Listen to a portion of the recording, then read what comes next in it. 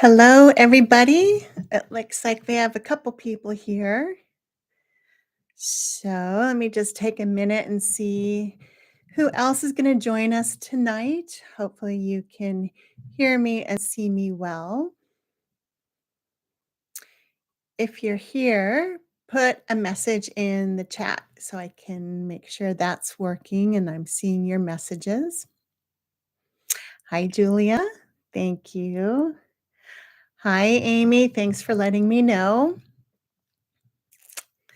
Well, okay, I'm gonna jump in. I'll just spend 1 minute quickly saying who I am and what we're doing here this evening. I know so far a lot of you, most of you have joined me before and already know what I do, but in case anyone comes on who is new to this or watches it later, I'll just quickly share. My name is Meaghan. I am a psychic medium practicing out of Seattle. I work with clients and students all over the world, giving readings. I also am a certified shamanic practitioner.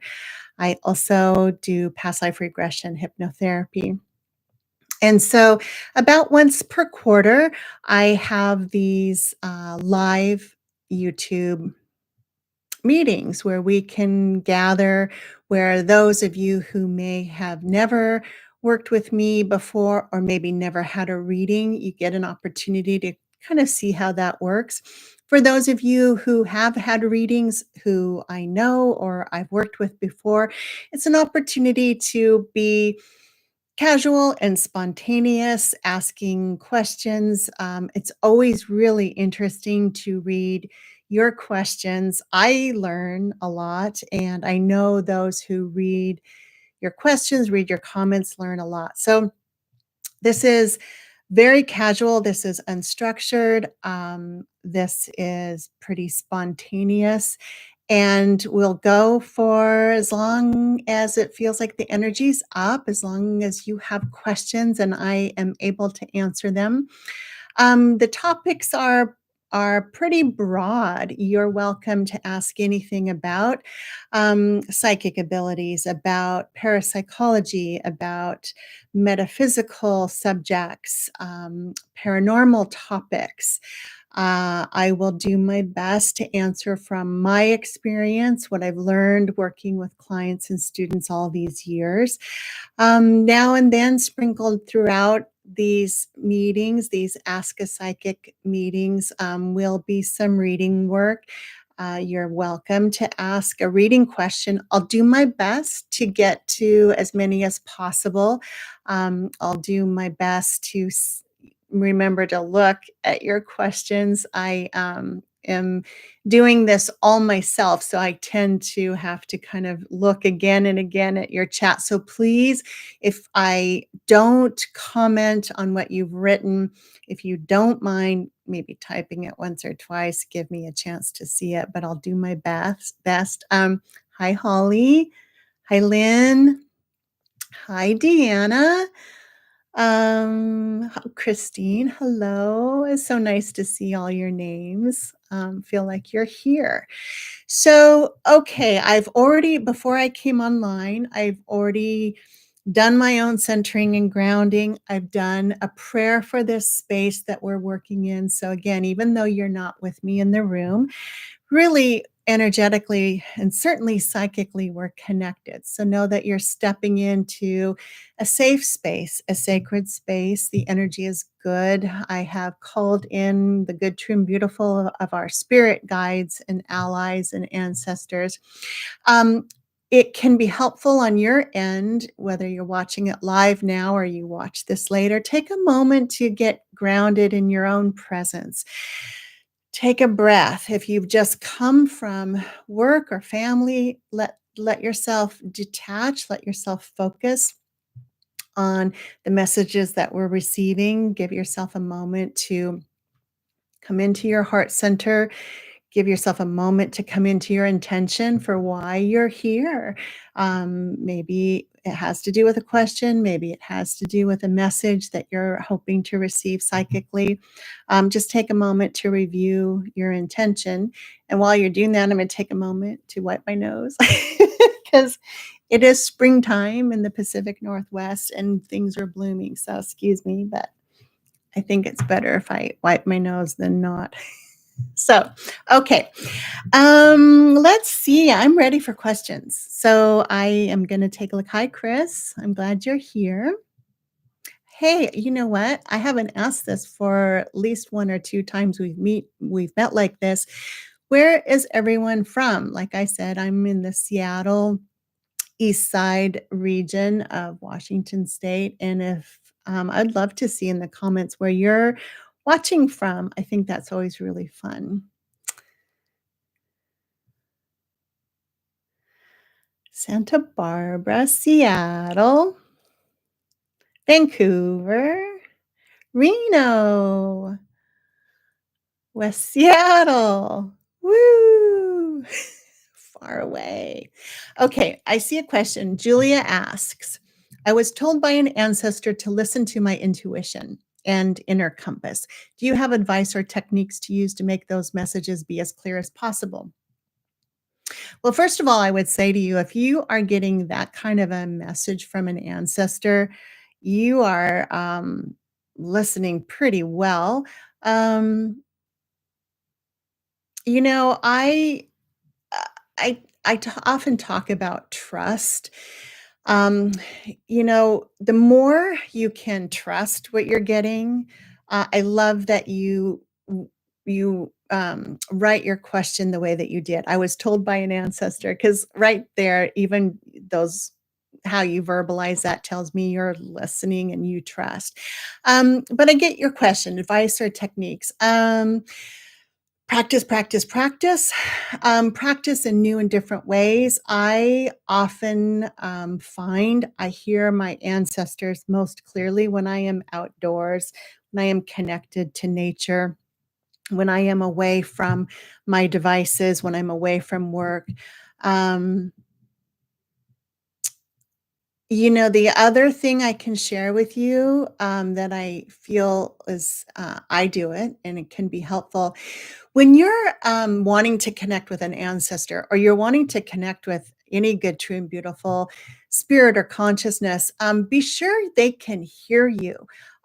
Be sure to amplify your energy. I envision that my presence in the center of my head, I extend it up and out through my crown, up into kind of going up into my higher self. And I really turn up the volume. So not only do I want to hear clearly and strongly, which I have developed that ability through practice and trust, but you want to be heard, and that's an consideration. Sometimes we're not taught in development circles. Is it's one thing to hear, it's another to really be loud. So, you know, put up your flag and really shout to your ancestors. Thank you. That's a great question. Um, Chris asks, my life has been at a dead end with my business goals and desire to relocate. What do you see? So, I go to the relocate portion of your question. And I get a sense that what I'm doing, if you have not ever seen me do a reading, I'm just really tuning into what I'm hearing. And for me, I know I've explained this, and some of you have heard me say this before, but I'll explain. So when I'm tuning in psychically, I'm getting information from several different sources. And for me, I arrange those sources um, in segments in my psychic vision. So over here tend to be where I will get information from deceased loved ones or ancestors. Over here will tend to be where I get information from spirit guides. Up here is where I will tend to get information about someone's soul plan or higher self. Generally speaking, that's how the information arranges itself. And so tonight, when you're watching me, if you see me do this, it's because I'm getting information from those sources. Okay, so Chris, back to your question. I get a yes on the relocation. I'm not getting the job stuff yet, but I'll check. The relocation, I'm being shown the calendar. Uh, I'm in 2024 for you. After June of 2024, I feel like things start to move around you finding out or deciding. It's not that the move happens, in June, I feel like the doorway opens and you start getting more clear about where this happens, or where on the map you're going. Then I go into September, October, and the clarity is really strong. You, I think, shared you're from Santa Barbara. I feel when you talk about relocation, you ask that in conjunction with job. I feel like we're talking about 2 different things. We're talking about your job, but we're also talking about relocation, not relocating just of job, but of home as well. That's what I'm getting for you. I feel Santa Barbara's not where you're staying for this. In fact, I get a sense of moving out of state. More than this, though, I feel like your guides are wanting to really illuminate for you the timing. And to say to you, allow this to develop over some months. You don't need to know this now or the details. You can know that as you get into fall, late summer, fall of 2024, that relocation is really gets into the bullseye. And that then brings the job information, interestingly. Before I move on to another question, Chris, I just want to check in on the job stuff. So I'm going to return to your question, um, dead end with your business goals. I feel like your guides wouldn't term it that way. They wouldn't say dead end. They would say incubation. They would say chrysalis. Um, there is emergence coming. Um, I feel though I'm aware you say business goals, which makes me think this is your own business, but actually I'm more drawn um, to your someone approaching you. Now, this is not a punch a time clock job. I do feel though that you can know that in addition to your own efforts, your guides want to reassure you you can know that your ability to magnetize some important new meetings and synchronicities around business goals, those can come from outside of you. And so in this incubation time, in this noticing time of I've got these goals and I've yet to see them come into fruition, your guys want to say, please don't assume nothing's happening at all for you. And you'll start to see the waves of that coming in real time in the quote real world as it gets you into that late third quarter, entering into fourth quarter of 2024. I feel like these have a feeling of invitation, like people coming to you. There's a sense of coming, and it feels business to business, interestingly, coming to you as a business, but saying, I'm not an individual consumer. I am another business and I am wanting what it is that you're offering. Keyword, wait, wait, wait, incubation, incubation, incubation. And yes, goals and relocating. There are new stories that happen in 2024. Okay, thank you, Chris. Okay. Oh, look at Susan. Hello, Susan. Hello, Davis. I love all these names. Thank you all for being here. It's so fun. For me, it just feels like you're all right here. Okay, I'm going to move on to some more questions. Susan asks, "Hi Meaghan, I have just applied for a master's degree in education. Ooh, I like it. Like the feel of it. Which is a career change for me. It's a big risk, so wondered if my guides support this." Oh my goodness, Susan. Yes, yes, yes, yes, yes. Got your guides support it. I'm just taking a peek at your soul plan. Um, oh, I feel some emotion when I go right up to the source of you soul plan in terms of this lifetime, your blueprint, what you designed for yourself this lifetime, the emotion I feel around you as teacher is incredible. Master's degree in education, it's interesting. I feel like there's some distinction. Your guides are showing me as if within the aegis or the umbrella of master's degree in education, there are some specialties or refinements. And I'm really, really drawn to you considering or at least looking into the part of education that has to do with helping people who really need to be specially singled out. I'm trying to see if these are perhaps people with, physical needs that are um, individual and want to be catered to in a special way, or is it emotional needs or mental? I'm more in the mental, so perhaps this has to do with learning abilities or particular kinds of different intelligence processes.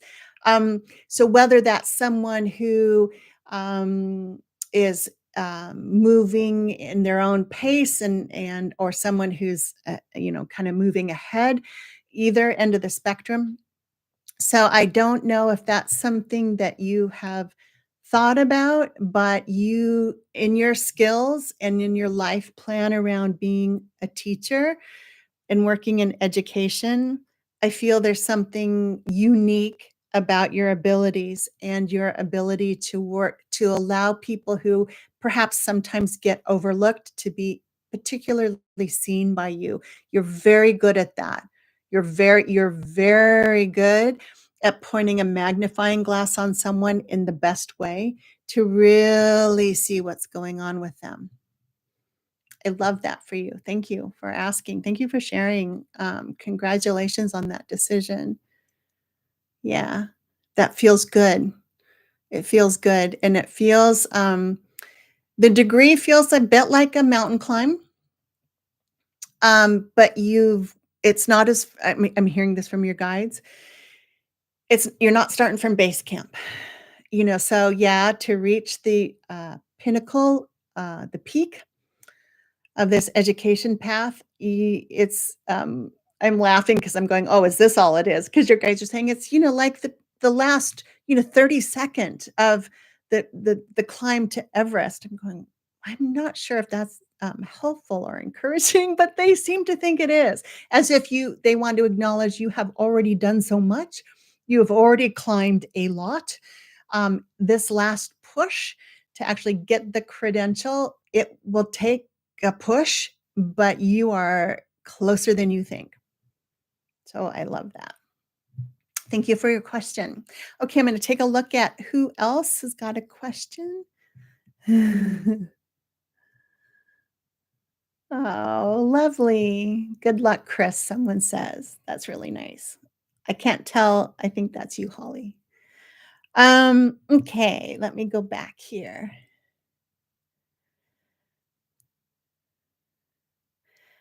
Okay, Amy asks, my question is on behalf of those that are low vibration and therefore unable to communicate to spirit. It honestly seems counterintuitive to have those in need not have the ability to connect. Okay, I'm going to read that again because I'm not sure about what you're asking. My question is on behalf of those that are low vibration and unable to communicate to spirit. It honestly seems counterintuitive to have those in need not have the ability to connect. I think I understand what you're asking. To me, your question is saying you well, to me, your question is revealing that you're someone who does feel like you have the ability to connect with spirit, which causes you to consider perhaps when you observe someone who maybe does not seem to have that ability, um, calling it low vibration, and someone who is not in a place to connect and really feel that connection with spirit, that in your observation, that would be someone who would really benefit. I think that may be what you mean. If you mean something different, write a note. But to that, I'm hearing. Remember, I feel like this is coming from spirit as a whole for all of us. Remember, there are many ways to connect, and wherever someone's at, whether you call it, their vibrational rate or their, um, how much they know or how much they've practiced, wherever you might place someone on a scale of their ability to connect, particularly someone who you might think, they don't act well to others. They don't take good care of themselves, perhaps. If the term low vibrating might refer to someone's inability to, treat their fellows with love and respect. Maybe there's bad behavior in there. What I'm hearing in this moment is for all of us to remember that everyone has their own connection. Everyone has their own path, and we don't always get to see nor understand the big picture. So when we're aware of someone or interacting with someone and we think, wow, they are vibrating low, or they must not have the ability or even understand connecting with spirit or being in that state of grace. I'm hearing in this moment to remember that you likely, me too, uh, don't have the ability to see all of the vast plan that person's soul have for them. I'll jump in to say that in client sessions, there have been numerous times when there has been a message that can explain someone's bad behavior by saying that person chose to be the quote bad guy so that the people around him or her would have the opportunity, the impetus, the inspiration, the need to increase their own understanding or accelerate their own vibe. Sometimes our villains are our teachers and our inspiration. And really, the question the universe is asking us is why are you not growing your own vibration? So I'm not singling you out. I'm just sharing what I've learned when it's so easy to look at someone else's behavior and say, wow, they are disconnected. And sometimes that's true, right? Of course. Um, and sometimes there's a more vast story. I hope that got to your question, what you were asking. I think I understood it, but thank you for asking. I'm going to take another look here. And I'm just taking a second to see all of your names again.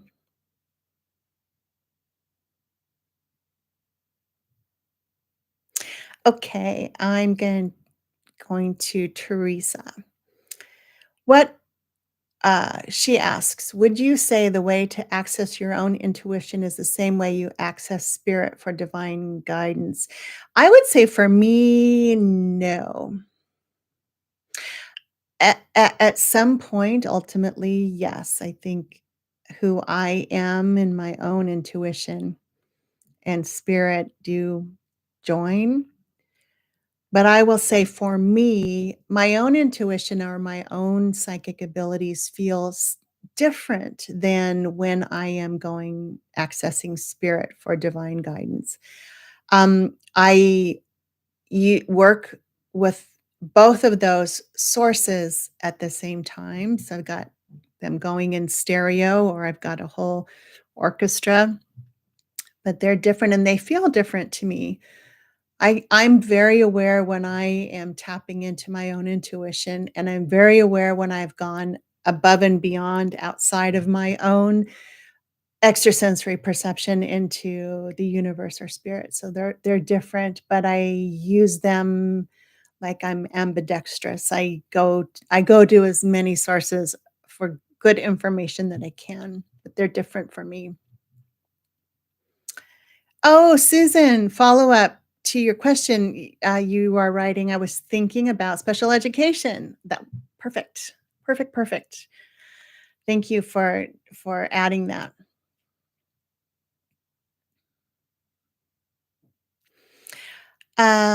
Here's a question. Do my niece Tracy and I have a connection from another life? We used to be close, and I feel like we may never reconnect. I'm sad about it. I miss her. So I'm going to go to Tracy. I feel right away I get this is not done. This is not the end of the story. However, things are between the two of you is not the forever. Um, I'm still drawn to Tracy. It's interesting. I feel like in her mental space, meaning, we all have our own mental space, so tonight, talking with you, I'm not so much in my own personal mental space. I'm, up here getting information to share with all of you.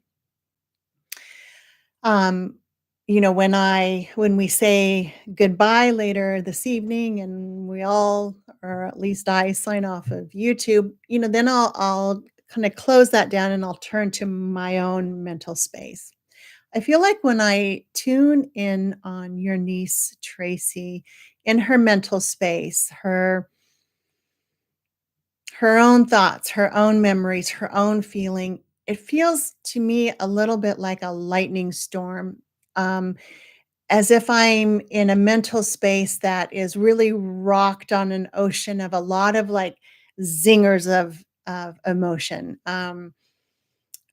Almost like it reminds me almost of reading the circuit board of a kind of quintessential teenager's emotions. Like I feel like if I just kind of view the circuitry of her mental body, I'm getting zapped.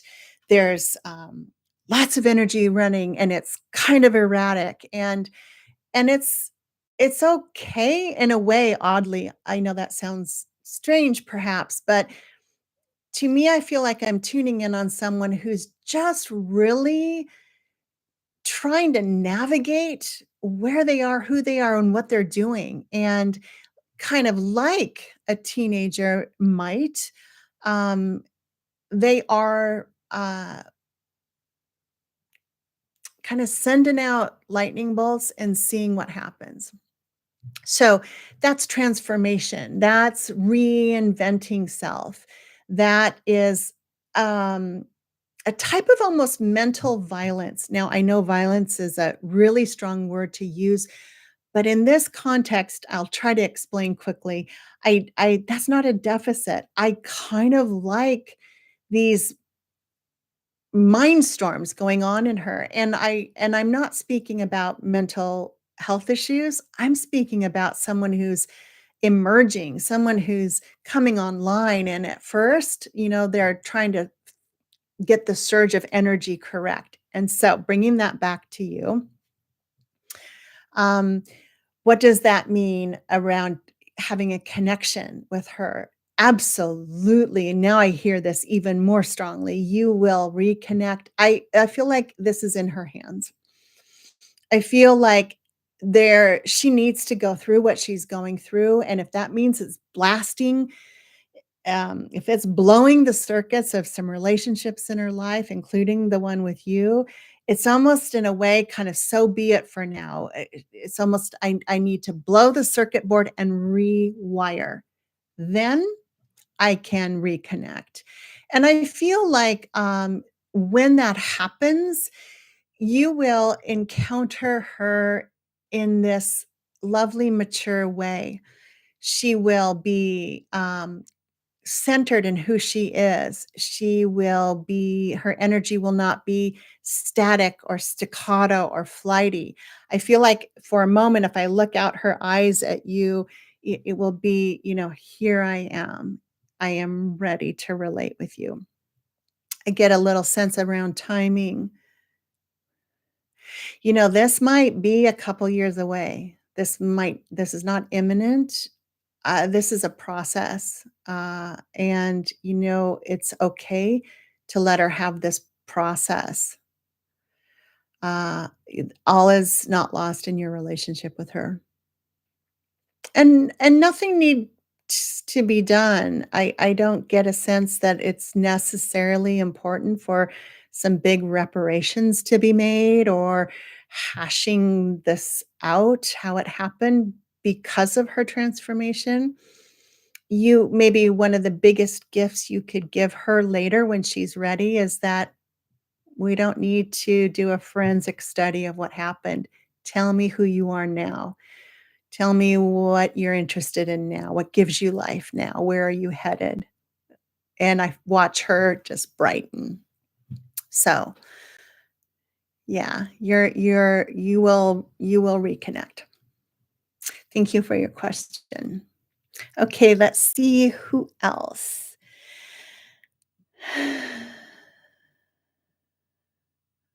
Well, there's so many good questions.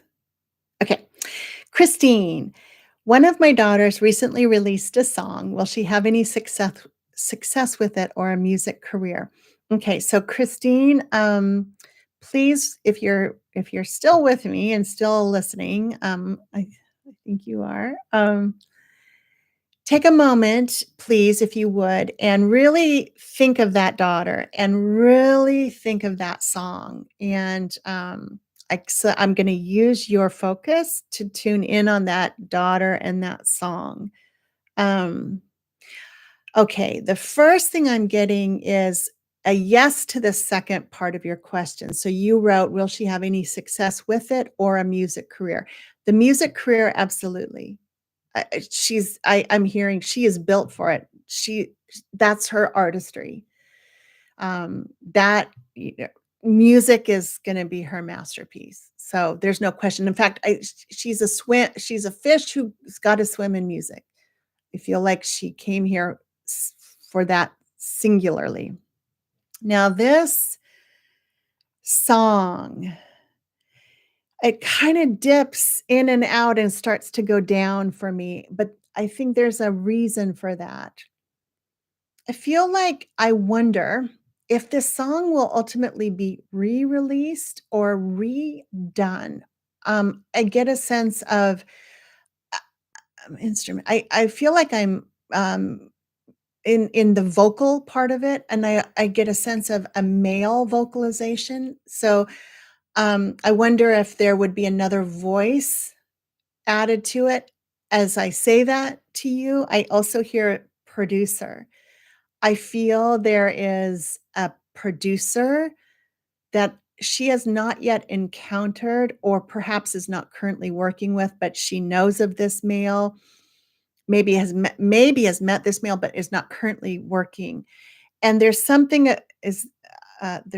about this producer that will suggest something different around the vocals.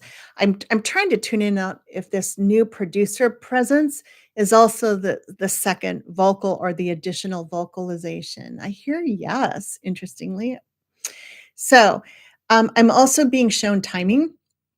This feels like, I'm going anywhere from June to October. I know we got that timeline in someone else's question. She will understand this. In fact, I feel like she's maybe not at this moment right now, but I do feel like June onward, she also will think, I wonder if I need to have it reproduced or re-release it. So I don't know the music industry. I don't know how that works, but I keep thinking about psychically for her a re-release, and a bigger composition or more. Um, Also, along with that, I'm hearing the release of this song and how she tweaks it and whether or not she re-releases it is meant to kind of get her attention going forward, meaning to whatever degree she might be doing any of this herself. I'm hearing from her guides, it's it's time to consider for her to consider putting more effort and action steps into getting more professional support. And that's where this producer comes in. I feel like she is ready to see herself going higher up in her profession. Therefore, it requires that she start to make business connections in her art to get that representation, that support, that expertise, to have her go to the next level. She's not just tinkering. She's not These are not just school projects. Not sure why I heard that. She's a professional, and she's going to grow in this profession. And so the business end of it, compiling a team that can help her is important. And so I hope that's helpful. I'm supposed to add to that, please, please, please, um, uh, support and encourage and remind her that the release of this song, everything does not hinge on that. And it for her to look at it as an opportunity to revamp, reconsider, get bigger, do more. This is not the make or break of her career. Her career, there's no question. Again, I hear it. This is what she's made to do. So she wants to learn from this release of the song. I hope that helps. Okay, I'm going to take a look at who else. Elijah. Oh, this is Laura from Seattle. Does the earth have a soul? And are the earth and humans evolving to have a higher overall vibration? I love this question. Yes, my experience is that the earth does have a soul. Now, with my shamanic training and background and practice, I relate to that soul, that consciousness of the earth as Mother Earth figure. Um, and I feel that that label is pretty correct because for me personally, again, mostly through my shamanic work, where there is a lot of um, consulting and acknowledging and honoring the soul of the earth, Mother Earth. Because of that, I feel that the mother label is apt because we really are her children.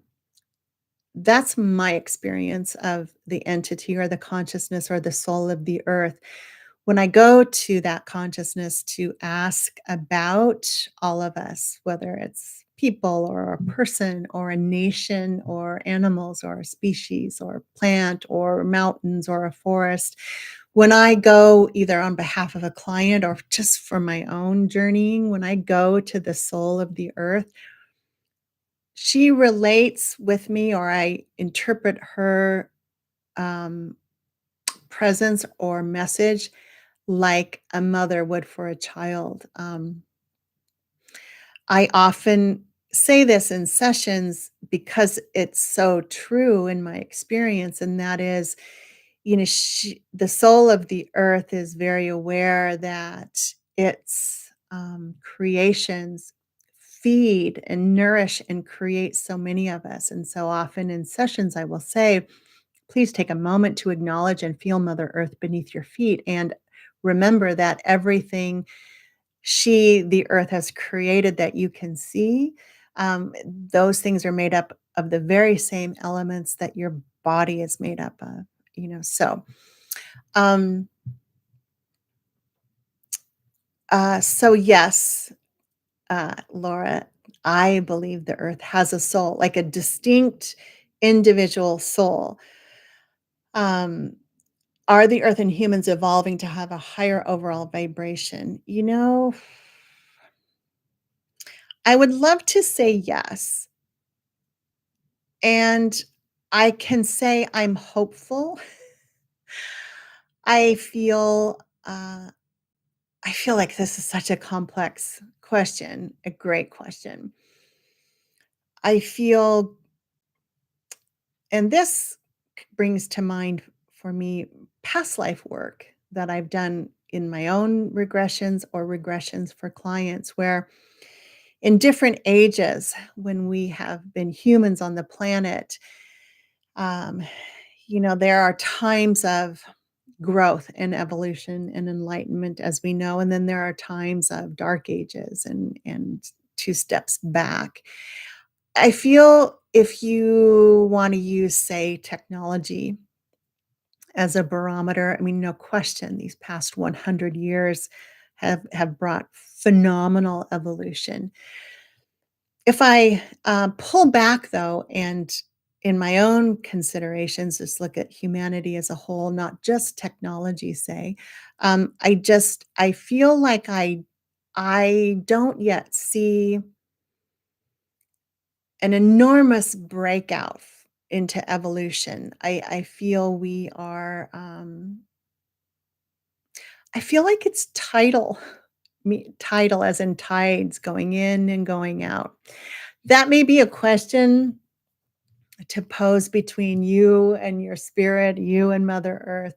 I think I get the essence of your question, and is to me, well, to me, it maybe you're also asking, is there hope for us? Are we doing better or getting better? Oh well, no question. There's always hope for us. I feel again, using the viewpoint of Mother Earth as a mother and humans as children, uh, when I interact, when I connect with the soul of the earth and ask her about some of these things that we do that seem just so destructive, I feel Mother Earth is continually reminding me of perspective.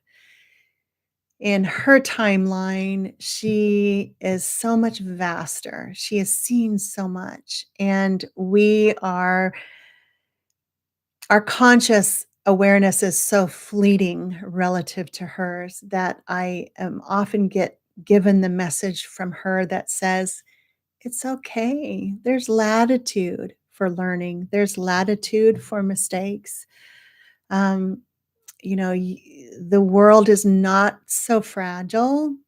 I am not so fragile, and humans are not new to me. There are always humans who are learning." So again, I know this that I'm sharing may not cover and certainly does not cover all aspects of your very big question, but what I've shared are some things that have surprised me and comforted me over the years when I think about the issue of the soul of the earth and the soul of humanity and how that connects and where we're going. So thank you for that question. That was a great one. They all are great. Okay, I'm going to move on. Um, um, um, um, um. Shawnette from New York City. My grandmother passed 9 years ago now. Does she have any advice or anything to tell me? I miss her a lot. So, Shawnette, hold your grandmother in your mind really strongly so I can use that to find your grandmother. Well, okay, I'm laughing not because you've lost not because your grandmother passed. I'm not laughing because of that. I'm laughing because I feel like I connect with her, and I feel like there's something quite practical about her, and she's saying almost like, "What are you guys all sitting around talking about this? Let's move on." Um, that would be her advice, and I am smiling again because it's not critical. It's in that incredible way that sometimes you could imagine a grandmother figure would be where, we'd kind of go, "What do you think of this? What wise words would you give to us?" And the grandmother going, "Look it, let's just stand up, brush ourselves off and get on with the business of living." I do feel like there's one other message for you. I feel like your grandmother shows me a book. but it may be a book that already exists. It may be, I thought it would be a photo album, but maybe not. I almost wonder if it's a diary or a journal. Um, and I feel like it may be something about her story. Hang on, let me try to get a specific here. I won't hang out too long if I don't hear her specifically, but she keeps showing me a book like, the classic has a little lock on it.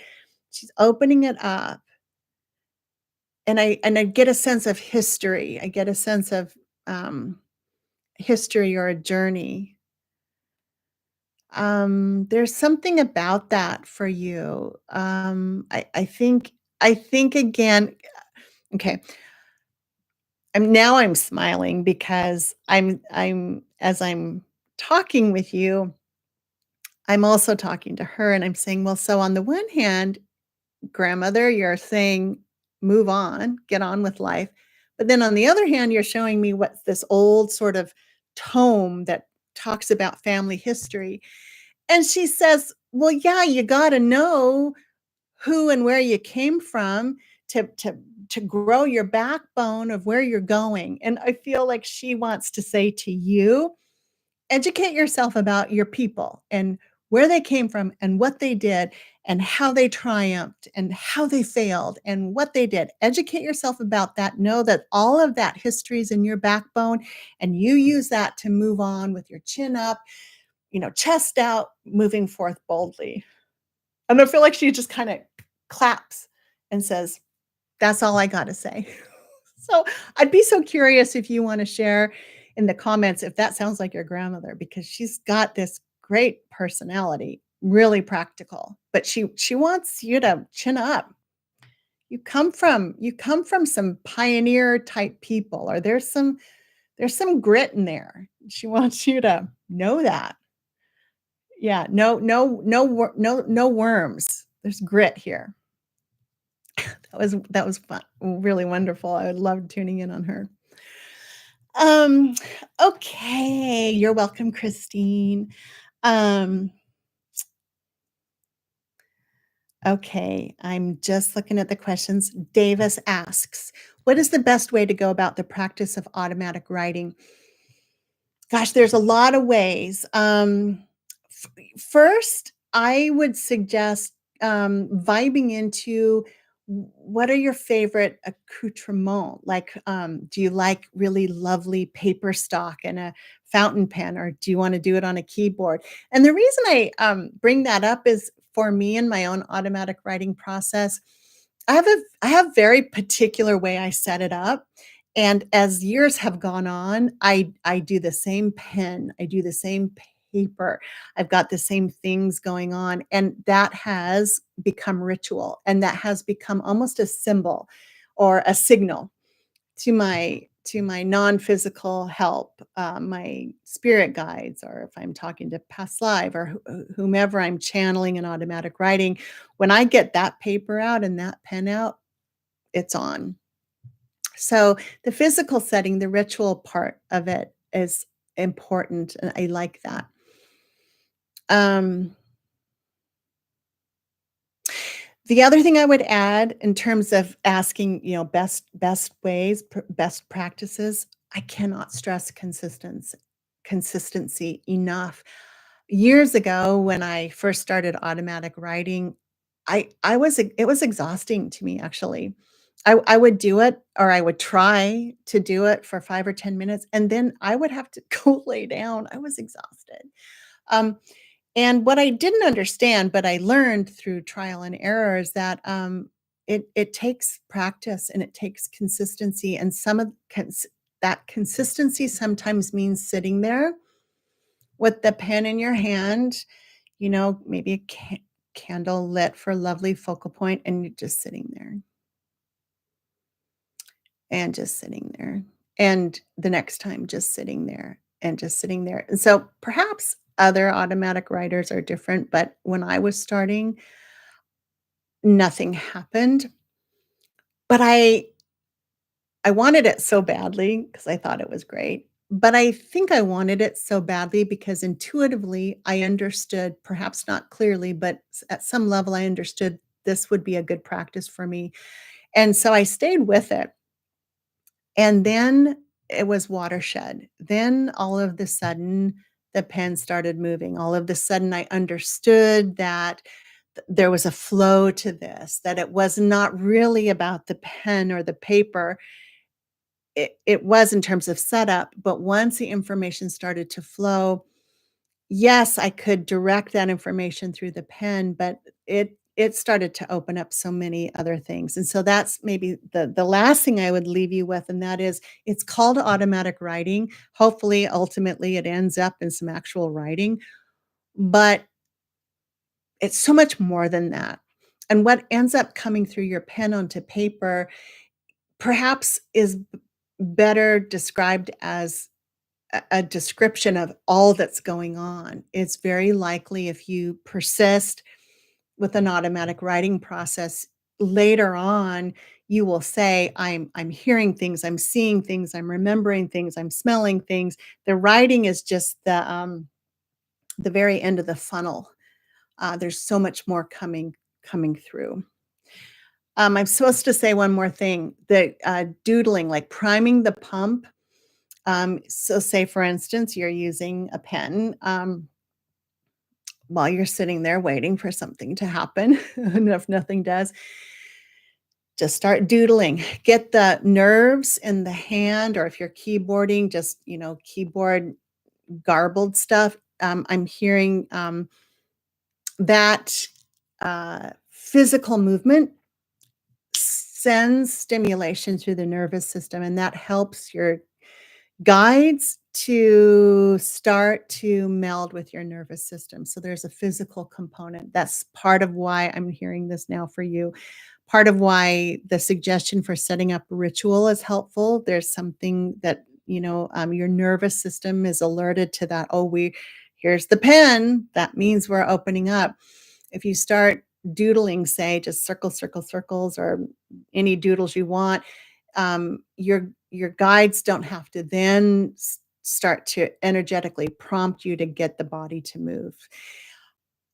Automatic writing, when it works really well, is quite an orchestration. There are quite a few things going on, but like a bicycle, once you're up and you get a rush of some of it coming, you might go, "Oh," throw the pen down and, oh my god," and then you pick it up, and then there's the rush again, and just like a bicycle, once you've got that flow, you will pick it up, and I can say I've been automatic writing for decades, and that's how it is for me, and it's one of my favorite ways to tune in. I love automatic writing. I It's a worthy, exercise in my opinion. Absolutely.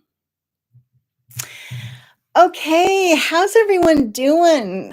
I don't know about I need to stretch a little bit. And so I think I've got some more minutes in me here. So if you want to stay with me, if you are still with me, let's keep I'll look over here, see what you have to say, and we'll continue a bit more. Um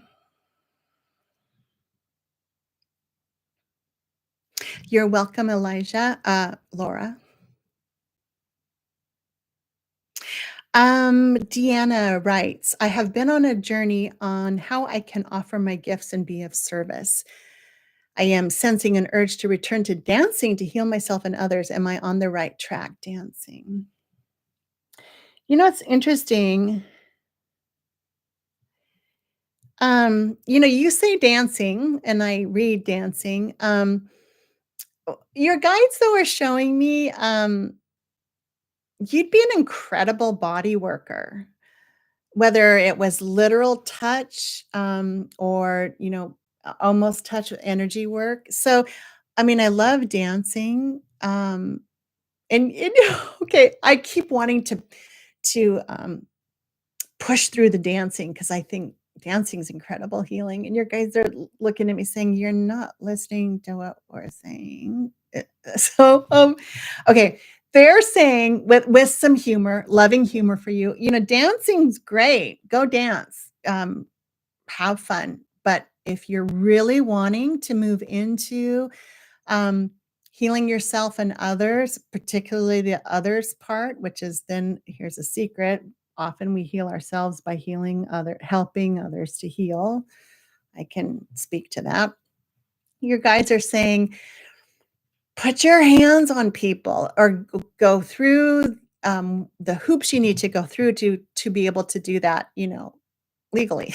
And so I keep wanting I don't know if you notice this with my hands, but if I'm being your hands for a moment, I keep wanting to, feel muscles and tendons. I keep wanting to, like, feel meridians and channels in the body. So I don't know, have you ever thought of that? Hands-on healing, massage therapy, meridians. Mm, your hands are lovely. One of your guys just said, "Your hands knit healing." You can, bring healing through your hands. You are a knitter of healing. That's very cool. You can help someone weave a tapestry of healing. That's beautiful. Oh, you're welcome, Davis. And heart, heart, heart, back to you, Laura. Christine, part 2. Another daughter oh, you're right. I do know that. So this YouTube chat sidebar deal, limits you to how many characters you can place in a comment. Maybe you all already know that. So Christine has a part 2. Another daughter is working on a video game with a professor and other students. Will this lead to anything for her in the future? So hold this daughter in your mind. Video game, even the professor and other students, if you know them, just really, really focus on them, but particularly on your daughter. I'm hearing your daughter is an engineer. Um, so for her to work on a video game in any capacity is is a nice, keyhole for her. I think her guides mean or maybe they mean to say niche for her. Um, this idea you're asking about or this particular video game, feels like it's the beginning of something that could later be sold. So I don't know how that works in that industry. I'm really drawn to the professor, as if the professor holds would ultimately hold ownership of that with, students being, contributors. But that's not what's important. I just heard. What's important is, the process of this for your daughter. Okay. I just heard that this is gonna be very valuable for your daughter to have quote on her resume or to be able to show, like, a prototype of it. I do think this game, whatever they're developing or working on, maybe 4 years from now might actually be a game that the rest of us would hear about. But I feel like by that time, I think your daughter's moved on to other things. Because again, I feel like the game development ultimately follows with the professor. Perhaps the professor turns that into a recurring student project and each year or each term it develops more. So I don't feel in this moment, I'm not feeling like your daughter has ultimate or complete ownership of that, but her participation in that then is absolutely foundational or helpful key for her, bio, her CV later. Also, I hear later, that professor then could almost be a referral for her. So this participation for your daughter is very helpful in her future. Um, yeah, okay, that was your question. Will this lead to anything for her in her future? It will, but I think not directly related to that particular game, but her participation in it is gonna be a huge boost for her. Yeah, I hope that helps. Okay. Oh, so Deanna, follow-up. Thank you, comments. Thank you for your follow-up comments. I am trained in Reiki, shamanic work, and honing my skill to knit yarn right now. Ha ha. Okay, perfect. Well, I'm glad you're using your hands in so many ways. Perfect. I think I would not add anything more to that, except one of your guides just said, well, I would like to add more to that. If you could consider following any impulses you have around anatomy or meridians or actual so I know, there's Reiki, shamanic work could be a few different things, but I think they're suggesting at some time to augment or add to that um, you know biological, anatomical, even if it was energy anatomy of different meridians, adding that to your learnings. Okay, you guys, I feel like it's time to wrap this up for this evening. If you have any last question, I'll try to get to one more as I'm saying my thank yous and goodbyes. Thank you for all of you who joined, all of you who stayed throughout. I just think these